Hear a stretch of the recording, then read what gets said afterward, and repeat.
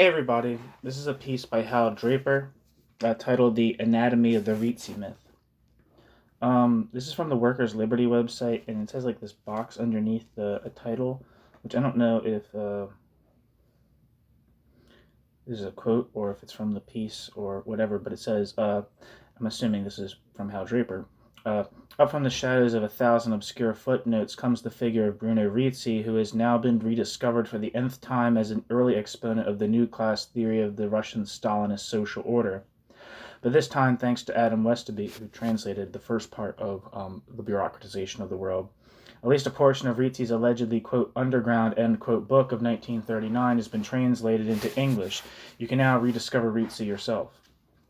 Alright, so here's like the actual text of the thing. Rizzi was one of a long line of theorists who in the last 50 years have suggested that, quote, Stalinist society, end quote, the short form in Rizzi and Westoby, is a new kind of social, a new type of social order, neither socialist nor capitalist, led by a new kind of exploitive class, a new ruling class for which the state bureaucracy is usually nominated. Of other figures in this succession, perhaps Gillas's The New Class and Burnham's Managerial Revolution made the greatest journalistic impact. Rizzi's book was inaccessible for at least 2 decades after publication, and from the 1930s on, far more interesting theories of Stalinist society were brooded about. Why has Rizzi's name become the focus of so many myths, for example, the myth of his priority? Westoby suggests 2 explanations. 1, accident, and 2, quote, the appetite for folklore that ... still characterizes the academic community, end quote. In the following, I discuss this folklore in 2 parts. 1, myths about Rizzi and the history of his book, and more important, 2, a myth about the content of Rizzi's views. Section 1.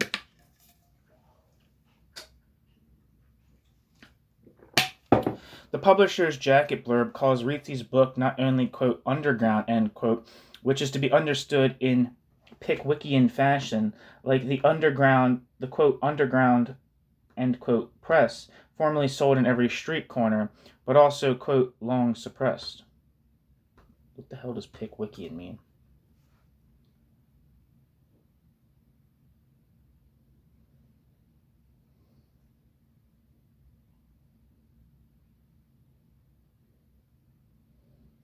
I don't fucking know. Nothing's coming up.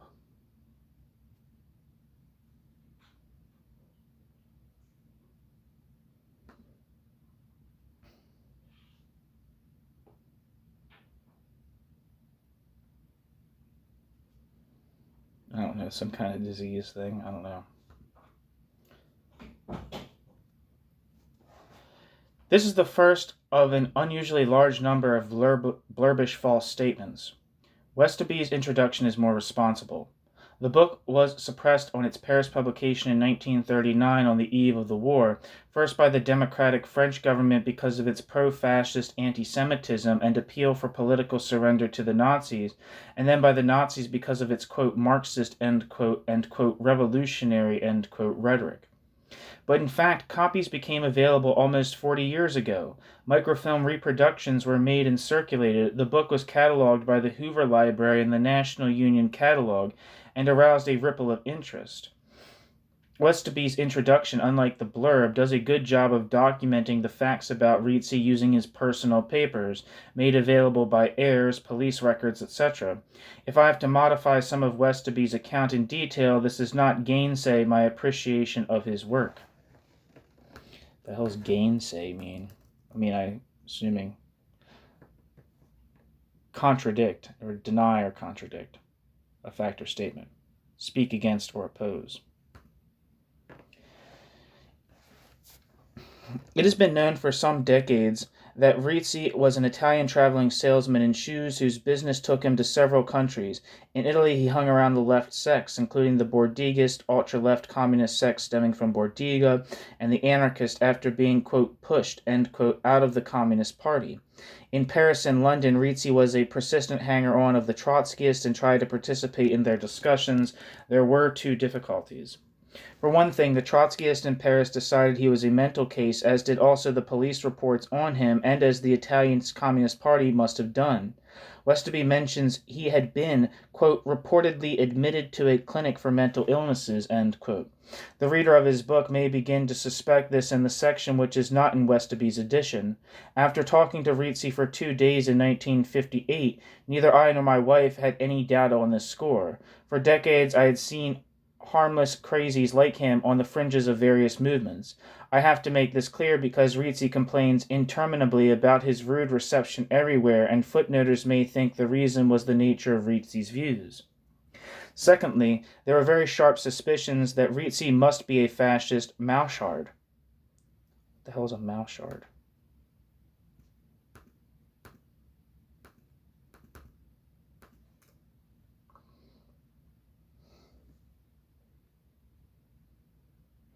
An undercover investigator, a police spy, especially in a French-speaking country. So probably mouchard. This was not due to sect paranoia. Rizzi could not adequately explain why Mussolini's police allowed free travel and forth by a man full of Marxistical elocution. And besides, he had gotten his first book on Russia, Dov va URSS. I guess that's what is the USSR, is probably what I'm imagining it means. Legally published in Italy in 1937. A third reason must have been the views he was spouting, for they must have been similar to the pro-fascist appeasement sentiments of the 1939 book. Rizzi was never admitted into the Trotskyist group, again just pushed away. Rizzi's later talk of having joined the, quote, Fourth International, end quote, refers to something that happened inside his own skull. He published his book, so he explains himself, because he could not get his, quote, meditations, end quote, published in the Trotskyist internal or public organs of discussion. Although Westerby relates that the book was, quote, impounded, end quote, by the French government and does not say what happened to these stocks, my understanding of the situation, gained, I think, from Rizzi, is that the Nazis destroyed the whole edition they found impounded, except, of course, for the copies in Rizzi's possession. This would account for the fact that so few turned up later and bears on the Burnham Rizzi myth, of which below. Rizzi used his few copies efficiently by sending a number of them to prominent personages, including fascist Führers, with a plea for recognition. The copy he sent to Trotsky in Mexico hit pay dirt. Trotsky was in the midst, right after the outbreak of World War II, of a general revolt inside the Trotskyist groups, a revolt against his insistence that the Stalin regime, which had just invaded Finland in alliance with Hitler, had to be defended in the war as a, quote, worker state, end quote, solely because its economy was statified, and despite the fact that the workers in the, quote, proletarian prison, end quote, had no political power. Especially in France and America, a large minority wing of the Trotskyists rejected this view in favor of a, quote, neither Washington nor Moscow, end quote, position. Trotsky was busy casting anathemas and thunderbolts in their direction on reading Rizzi's book. He seized on it for ammunition. Rizzi entered history when Trotsky whirled him around his head like a dead cat and let fly at the opposition. What Trotsky found useful is still a sum total of many of the obscure footnotes, though it is a minor part of Rizzi's total theory. This was the connection that Russian Stalinism, German and Italian fascism, and the American New Deal were all manifestations of the same wave of the future, an autocratic, statified social order which Rizzi labeled bureaucratic collectivism. Trotsky thundered, if you doubt that this Russian, quote, workers' prison, end quote, is a, quote, workers' state, end quote, then you must adopt as the alternative the unknown theory of the unknown Bruno R. Rizzi's function for Trotsky was to scare the theoretical daylights out of the opposition. Still, no one knew a thing about this book. All that was known for years was Trotsky's few tendentious sentences and vague claims, like Rizzi's pro-fascism, which Rizzi's pro-fascism concealed. It is from this launching pad of Trotsky's factional polemics that Rizzi's rediscovery of the new class theory first began to trickle into the footnotes.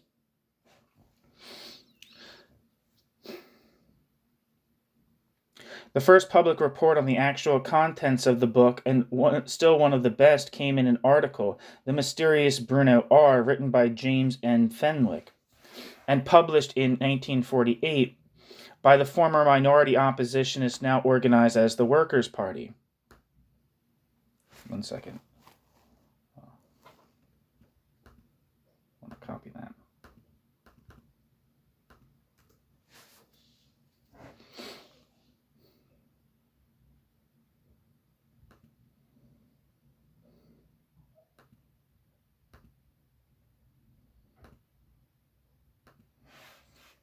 Where am I? Okay. And published in 1948 by the former minority oppositionist now organized. The first public report on the actual contents of the book, and still one of the best, came in an article, The Mysterious Bruno R., written by James N. Fenwick, and published in 1948 by the former minority oppositionist now organized as the Workers' Party, renamed Independent Socialist League in 1949, in its monthly magazine, The New International. The first reliable personal report on Rizzi himself came 10 years later as the result of the publication of the Le Contrat Social, Paris, of a hapless article by one George Heinen, who had just rediscovered the book, who got the author's name all wrong and announced he was dead. As it happened, I had visited Rizzi earlier that year and wrote in the magazine.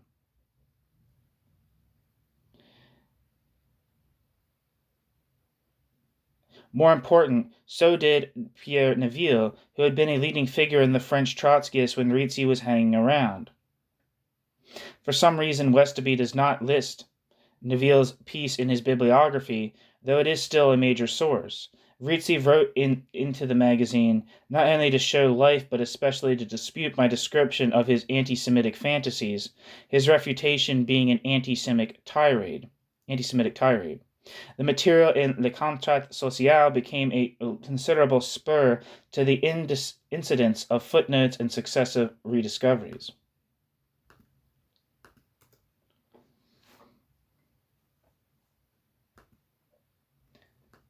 So, one second. I'm going to look up some things. James M. Fenwick. Is there anything for him on the internet?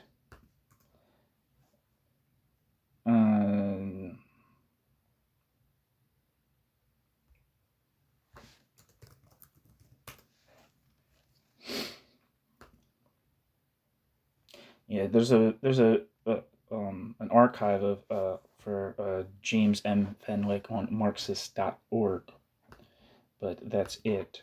And it says George Heinen was an Egyptian poet, or Henein. It's probably George Henein, who lived from 1914 to 1973, was an Egyptian poet and author. He's a founding member of the Cairo-based Surrealist Art and Liberty group, which brought together artists, writers, and various intellectuals of different backgrounds and national origins under the shared cause of anti-fascist activism.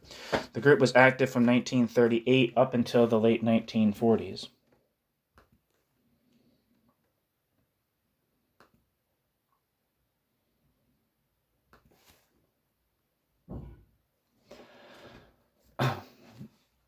Back to the text. One of Rizzi's reiterated claims, echoed by many others, was that Burnham's managerial revolution had been plagiarized from Rizzi's book.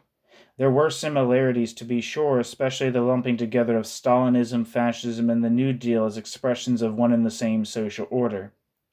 This common feature is also part of the reason why both are now more than a bit passé.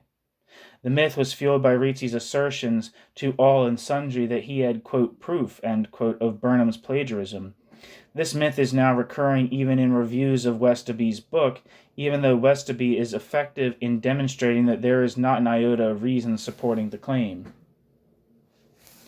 I would like to be more categorical about it than Westoby can be. I have two reasons why the myth should be buried. One, Burnham was not a liar. It is a question of his character. Now, I do not claim that I knew Burnham well personally. We spent a year working together as At the National Education Department of the Socialist Workers' Party, Burnham is chairman and I is executive secretary, but anyone else who was familiar with his work at the time would do as well. Burnham's mind was, I can speak only of the past, an unusually rigid organ. His, quote, Marxism, end quote, was as wooden a thing as I ever saw. His character as inflexible and starched as a Sutton Place gentleman's collar would be. Creative lying takes some freewheeling. Burnham was not the type. Besides, there was no reason for him to lie. The hell is a Sutton Place?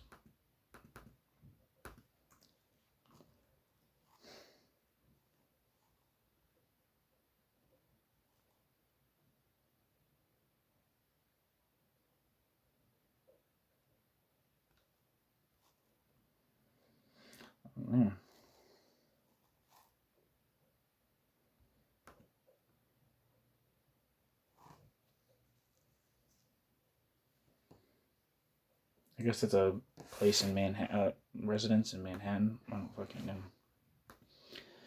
Guess that means something to Hal Draper's audience, but not to myself. I am not from New York. No, Burnham never saw Rizzi's book. To me, this is an objective judgment, but I appreciate that not all will see it so. 2.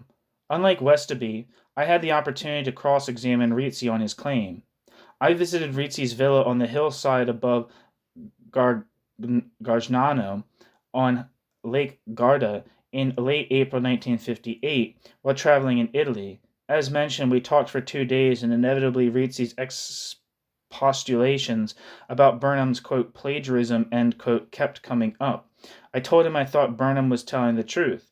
Rizzi rocked me when he announced that he had, quote, documentary proof, end quote, apparently something by Burnham admitting the plagiarism right in the house. He would put it in my hands, and he went to fetch it. Soon he came back to say that he couldn't find it.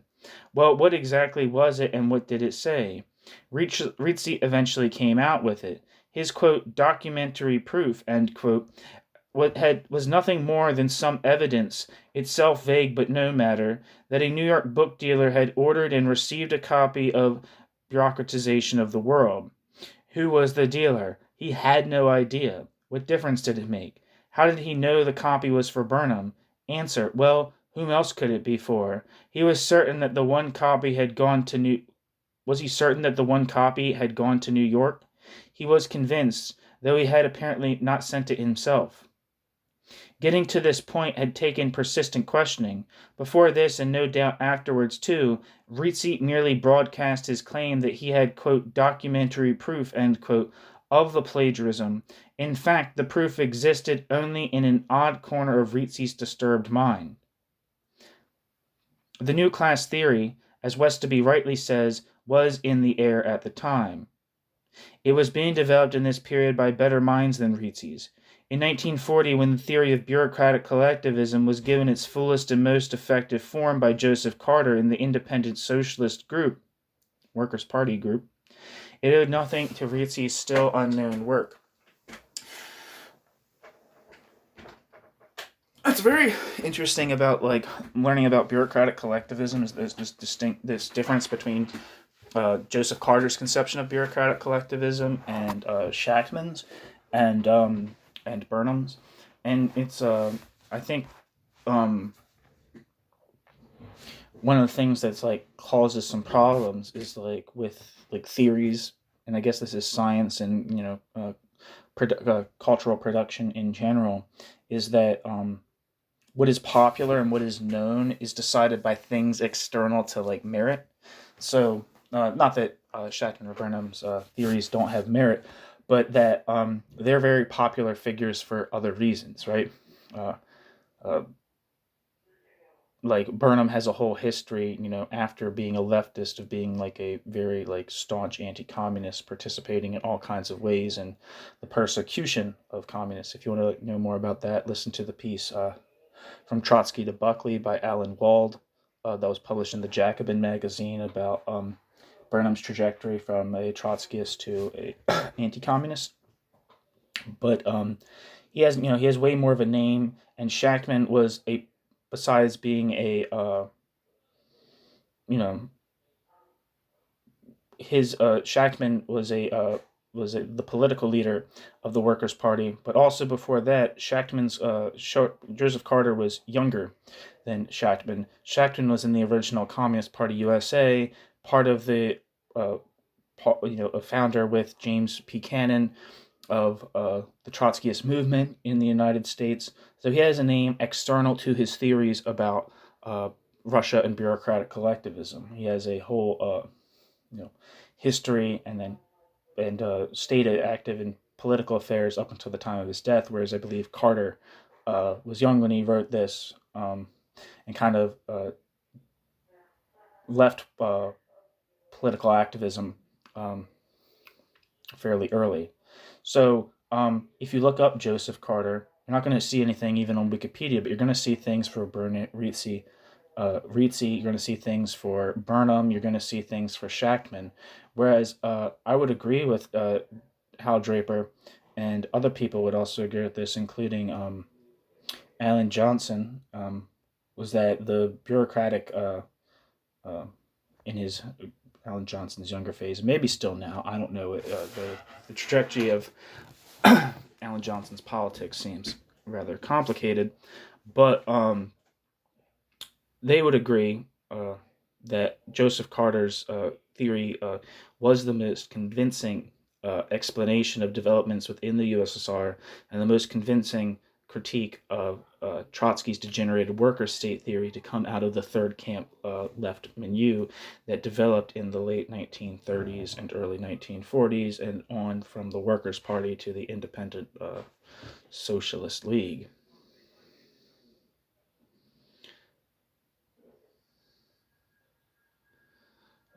So yeah, that was just a comment to myself that Joseph Carter's work can be obscured by the fact that he didn't have the political esteem, right? And that's part of also the reason why Trotsky's The Revolution Betrayed has the esteem it does, right? It's like, not that the book isn't good or not that the book isn't informative or it has insights and things of that sort, but also Trotsky was, one of the initiators of the October Revolution, one of the prime initiators of the October Revolution, led the, led the Red Army to victory in the Russian Civil War, and was kicked out of the Communist Party, then kicked out of the Soviet Union, and then kicked out of the world in 1940.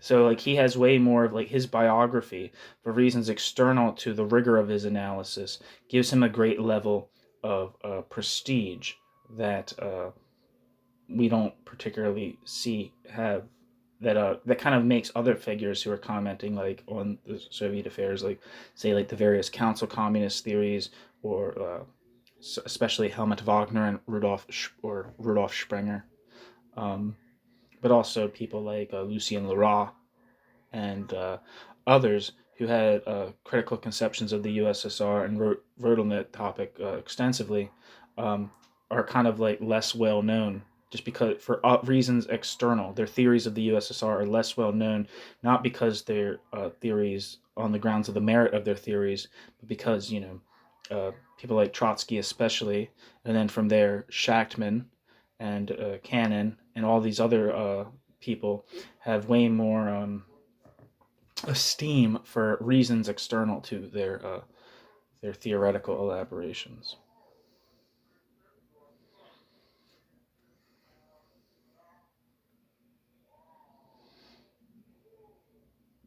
Okay, part two.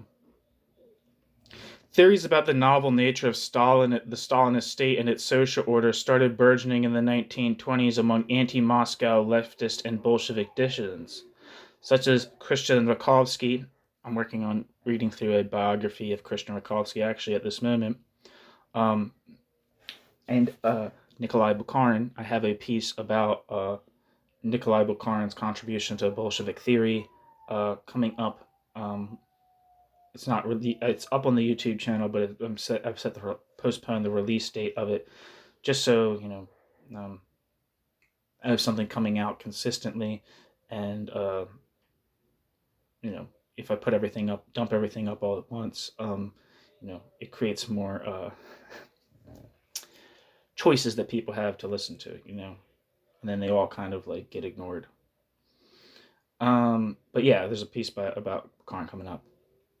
There are proposals by the Mensheviks, Karl Kautsky, anarchists such as Mahaisky et al.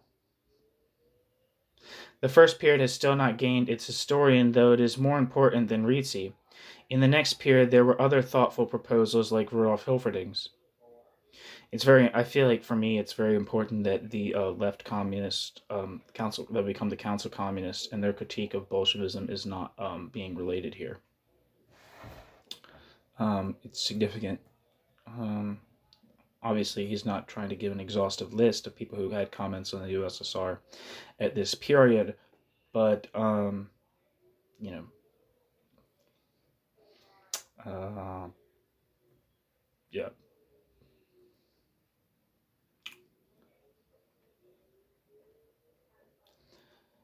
The first period still has not gained its historian, though it is more important than Rizzi. In the next period, there were thoughtful proposals like Rudolf Hilferding's.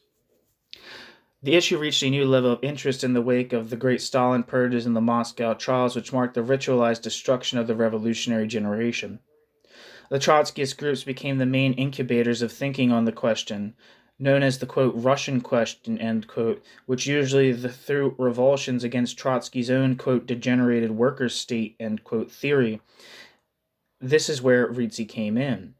By the late 1930s, the English and French groups with whom Rizzi was in contact were abuzz with the, quote, Russian question, end quote. The theory that Rizzi carpentered for himself was by no means the most interesting or best thought out. In Europe, the most prominent minority analysis was a thesis by Ivan Crépieux. Ivan Crépieux is often thought of like he was a French Trotskyist who disagreed with Trotsky on the Russian question and had his own bureaucratic collectivism thesis about the USSR. I have a piece by Ivan Crépieux on the channel. I would be really, really curious to see if there was any kind of relationship at all between Ivan Crépieux and Cornelius Castoriadis and Claude Lefort, and the influence of Claude Lefort, potential influences of Ivan Crépieux on Claude Lefort and Cornelius Castoriadis, especially because Cornelius Castoriadis and Claude Lefort, at least initially, though in the 1950s they changed this, but initially rejected state capitalism theories of the USSR, thinking it was kind of like intellectually lazy, attributing of familiar categories to a substantially novel phenomenon. So I'd be very interested to see if they had any kind of like intellectual relationship at all.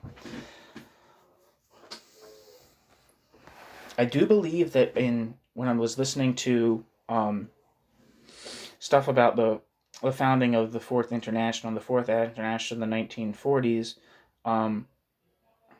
and I don't know, because I don't know what the relationship between the Workers' Party and the Fourth International was in the 1940s. I'm assuming they were not part of it because they had split from the Socialist Workers' Party. I'm not sure, but it seems like Burnham, I'm not sure. I have to go look back on it and have to like check the sources or whatever. But it seemed like not Burnham, but Shachtman said that they like sided with like the Chelou Montal tendency, which is the Castoriadis Lefort tendency. For their positions were similar enough to be worthy of Shachtman's support, but I'm not particularly sure about. I might be making that completely up. I'll have to look that.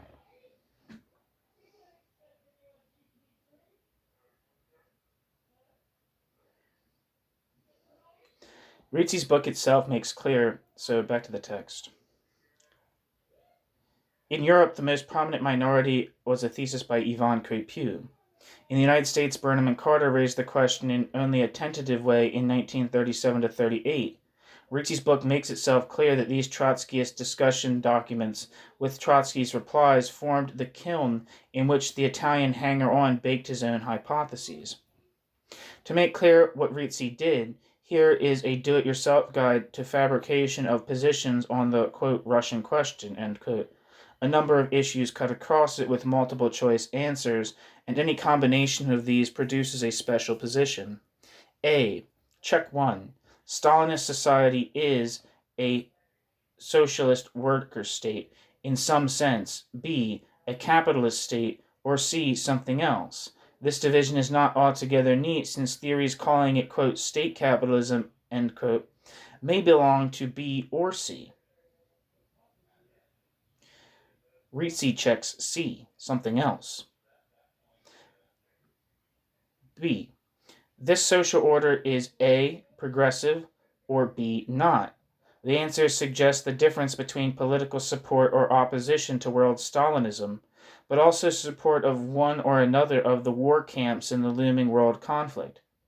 Rizzi checks with a bang. Rizzi checks A with a bang, that the social order is progressive. C.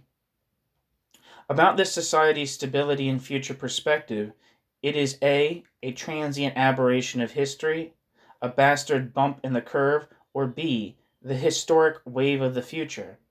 Rizzi checks B.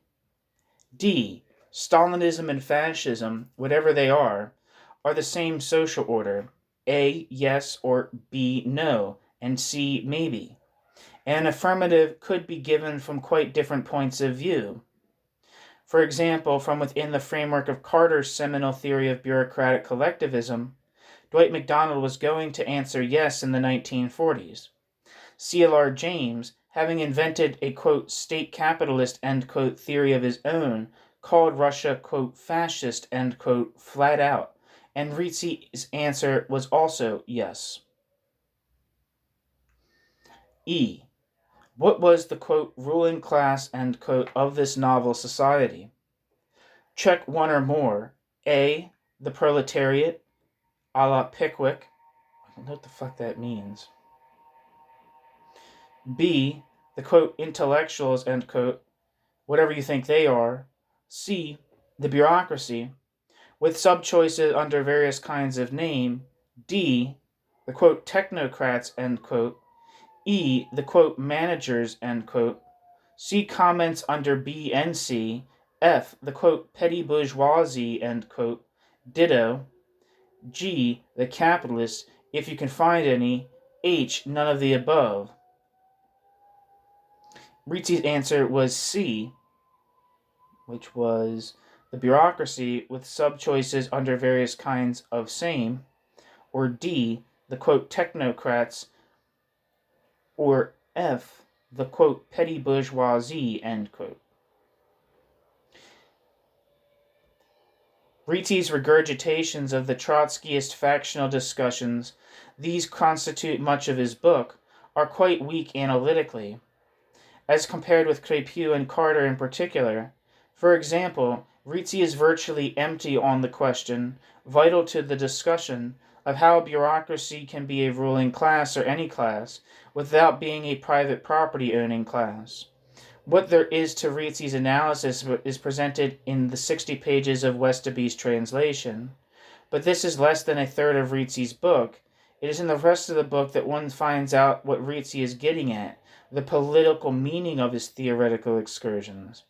The middle section on the New Deal is of little account. Its argument for the identity of New Dealism with the new class society is based mainly on windbaggery by Henry Wallace and little else. It is in this last section, titled Où va le monde? Où va le monde? That Rizzi presents his serious program. What Rizzi proposes as a program for the socialist movement is the support of the triumphant fascist movements that were then browning over Europe. It was a question of support of fascism because, Rizzi repeats, Stalinism was going to be absorbed into the fascist world. And so the most dangerous of the Rizzi myths presently being promulgated, and provided much of the pizzazz behind current interest in Rizzi, is reflected in the fact that he is being hailed by the leader of the the Italian Socialist Party, Bettino Craxi, quote, as a pioneer thinker of democratic socialism and theoretical analyst of totalitarianism, end quote. Westerby. Quote, pioneer thinker of democratic socialism, end quote. This is good going for a strident pro-fascist. Let us leave aside what his claim means as a symptom of the mind of European neo-reformist social democracy today. What are the facts about Rizzi? The full answer can be gotten only by reading the last section of Rizzi's book, but this is what is still, quote, suppressed, end quote. No one connected with the mini Rizzi industry wants to say. The greatest service I can render here is the appended condensation of Où va le monde, consisting of direct quotations and close paraphrase summaries, including detailed page references. Here, Signor Craxi is your, quote, democratic socialist, end quote, a virulent pro-fascist. The, quote, democratic socialist, end quote, myth is only weakly countered by Westerby's introduction. It is true that he covers himself by speaking almost incidentally of Rizzi's anti-Semitism and pro-fascism, but he does not even make a beginning in showing it to the reader. Why? It cannot be lack of space. This edition gives only 60 pages to the translation of Rizzi's Part 1. With introduction and all, its text ends at page 97. It is hardly even a small book, more like a cloth-bound pamphlet. This is a side note. Rizzi. Like Draper says, this introduction, this book is important and well done. I will say that Westerby definitely is not like an apologist for Rizzi on these scores at all. Just to be clear.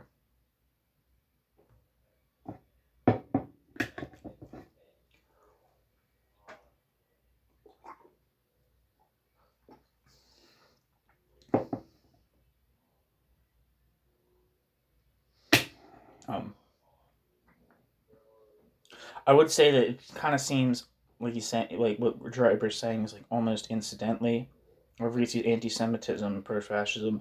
I would say incidentally, it is incidentally presented, insofar as that's not presented as what is presented as only part one of Rizzi's The Bureaucratization of the World, which, to be clear with you, I have not read yet. I'm at the secondary source stage of this reading, but what I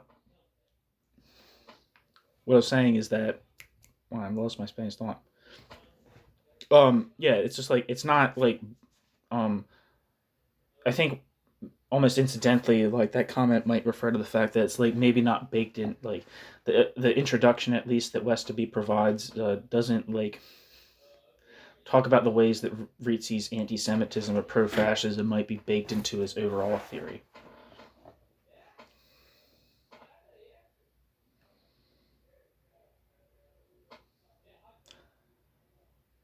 I am not questioning Westerby's bona fides. Back to the text. I think that, wittingly or no, Westerby left out the guts of Rizzi's book because a true presentation would turn people away in disillusioned disgust, would devalue Rizzi as an academic commodity. But it's not possible to justify the misleadingly slight summary that Westerby gives of Rizzi's pro-fascist section. Westerby quotes one mild expression of approbation for Hitler and Mussolini as, quote, the grave diggers of international capitalism, end quote, and asserts repeatedly that Rizzi later, quote, dropped his support for Nazism, end quote. This claim is a tendentious interpretation of a late chapter in which Rizzi wrote partially and murkily about his, quote, revision, end quote, of views. Actually, at the end of his introduction, Westerby states with greater truth that Rizzi's revision is, quote, a merely moral reassessment, end quote, still inside the framework that looks on the new class as the next stage of historical evolution. It is very difficult for Westerby or me to briefly summarize what Rizzi says about his, quote, revision, end quote, because his mouth is full of marbles, but I would suggest the following reasons for paying little attention to the claimed revision. 1. To the extent that Rizzi amends his analysis of the new society with which he can revise without which he cannot revise his support for it, he makes his book worthless and without interest. Insofar as he has any call on our attention, it is because of his relatively comprehensible Way of the Future theory. 2. Not only in the quote revision end quote chapter, but throughout his book, Rizzi constantly shifts arguments and contradicts himself. He says so repeatedly. Anyone who worries about untangling this is naive. Rizzi was writing up a blizzard which was going on in his skull. 3. When Rizzi starts backwatering, Rizzi starts substituting inanities for analysis. At one point, he predicts that the fascist dictators, quote, will become lambs, end quote, if their appetites are satisfied. The fascist Stalinist rulers will become indistinguishable from proletarians. Comes the revolution, even the capitalists will forget their bad bourgeois natures and, quote, remember their humanness, end quote. The, quote, terrestrial paradise, end quote, parenthesis, literally, end parenthesis, is around the corner. Stalin, Hitler, and Mussolini, quote, in the bottom of their hearts, end quote, are themselves unhappy about the bad features of their regimes. They, quote, will begin to pardon and to preach the law of love, which is the great law of life, end quote. This sort of pap is scattered throughout. In every blizzard there are quiet lulls. We need not depend only on Rizzi's 1939 book to show the continuance of his essentially anti-democratic perspective. We can look at what he published even after fascism had been defeated in the war and his Way of the Future had dried up. Certainly his virulent anti-Semitism never lagged. It poured out of him when we talked in 1958, but there is more direct evidence. When Rizzi wrote his Il socialismo dalla religione alla scienza, in the late 1940s, the fascist pressure was off. One would not expect him to write in favor of fascism as brashly and programmatically as in 1939, but in this work, without invoking the now dirty word fascism, he is forthright in excluding the possibility of democratic society. The new society he looked to, now dubbed, quote, socialism, end quote, would be how far from his previous views. This is what he wrote, quote, many political men, maybe in good faith, believe they can expand liberty, democracy, and welfare by means of governmental action. There is nothing more illusory. In the present historical conjuncture, this kind of talk is charlatanry even if good faith is not excluded. It is a question of changing an economic system which is worn out, finished, blocked up. The so-called Marxist who preaches liberty, democracy, and greater social justice a la Mussolini is willy-nilly a pure demagogue. If certain well-defined economic conditions do not exist, liberty, democracy, and welfare are not possible. Either advance to socialism or retrogression to state capitalism, either go beyond liberalism or return to absolutism. Mussolini, Hitler, Stalin, and various of their kind are already clear and evidential manifestations of the avant-garde. This is still Rizzi speaking. The democratic and liberal impotence of the self-styled dispensers of democracy and liberty is already more than obvious. They knock down whatever there was of a choreographic, ideological, and superficial in the They knock down whatever there was of the choreographic, ideological, and superficial in the fascist phenomenon. While they keep the essential part alive, the practical result is that eating at the state's trough is a communist, a socialist, and a Christian Democrat in place of the accustomed fascist. End quote. The final thrust, arguing that there really isn't, there's a page number here. I said volume 6, page 64F. Says, the final thrust, arguing that there really isn't much difference anyway from frank socialism, is a well-known way of justifying socialism. Jesus Christ, I said the wrong word. The final thrust, arguing that there really isn't much difference anyway from frank fascism, is a well-known way of justifying fascism. It is quite clear that, even at this late date, Rizzi scorned the notion of associating, quote, democracy and liberty, end quote, with his, quote, socialism, end quote. He essentially remained the theorist of a new social order, controlled by new bosses, whatever new labor he applied to this old vision of socialism from above. The end. Thanks for listening, everybody.